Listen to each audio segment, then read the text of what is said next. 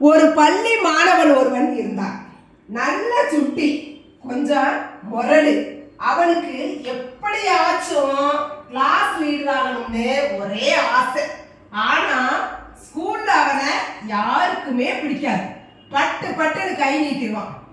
சொல்றத கேட்டு நடக்கவே மாட்டான். தனக்கு எல்லாமே தெரியும்னு நினைப்பான். ஆனா வாத்தியார்களை கவர்றதுல கெட்டிக்காரன். வாத்தியார்களுக்கு மட்டும் பிடிச்ச மாதிரி நடந்துக்கான். அவன் நினைச்ச மாதிரியே ஒரு நாள் கிளாஸ் லீடரும் ஆயிட்டான். இவன் சொல்றதான் யாருமே கேட்க மாட்டாங்களே, அதனால இவனை யாருமே லீடரா ஏத்துக்கல. இவன் என்ன சொன்னாலும் பேசிக்கிட்டே இருந்தாங்க. ரொம்ப மனவேதனையா இருந்துச்சு அவனுக்கு. உடனே அந்த மனவேதனையோட அப்பா கிட்ட போய் நடக்கிறத சொல்லி அழுதான்.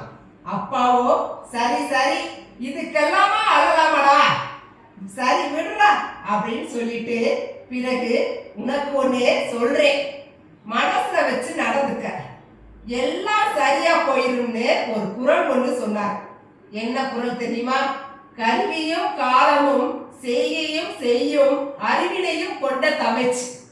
நாம எவ்வளவு பெரிய தலைவரா இருந்தாலும் எந்த ஒரு முடிவையும் எடுக்கிறதுக்கு முன்னாடி நம்மை சுத்தி இருக்கிற எல்லாரையும் அவங்க சூழ்நிலையும் புரிஞ்சு எடுக்கணும். நாம மற்றவங்க நலனை மதிச்சு அவங்க கருத்துக்களுக்கு மதிப்பு கொடுத்தா மட்டும்தான் அவங்க நம்ம கருத்துக்கு மரியாதை கொடுத்து நம்ம தலைவரா ஏத்துப்பாங்க. மற்றவங்க நம்மளை மதிச்சாதான் நாம தலைவர், இல்லாட்டி நாம ஒண்ணுமே இல்லைன்னு சொன்னார்.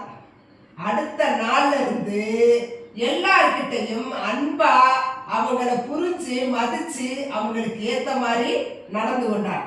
இப்ப எல்லோருமே அவன் வார்த்தைக்கு மரியாதை கொடுத்து கேட்கிறாங்க.